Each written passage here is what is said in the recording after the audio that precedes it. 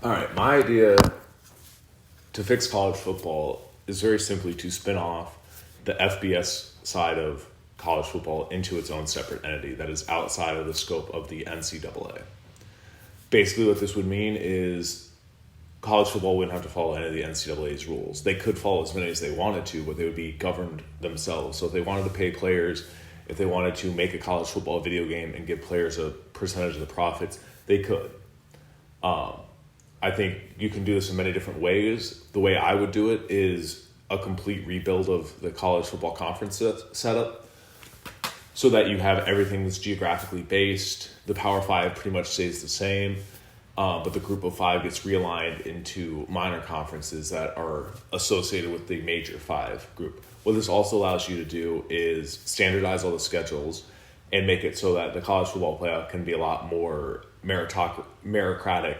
Rather than having a committee, you can have, if everyone plays the same number of games, a standard schedule, everything works out a lot easier when you're trying to decide which teams make the playoffs. It also allows you to possibly do something that I've been fascinated with since I heard it when I was in, fourth or fifth grade, which is the idea of promotion and relegation. All major conferences would have a minor conference that they could promote from there, and you could relegate major conference teams into the minor conference. On the screen, you'll see I have my mock-up of how I would realign the conferences.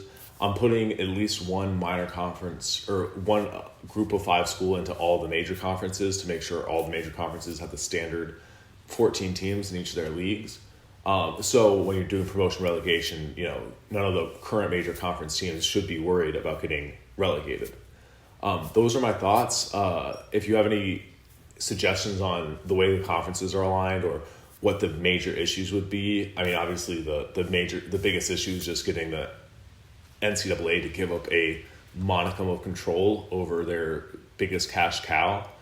But I think this idea solves a lot of the issues that will be coming down the pipeline for the NCAA in the future.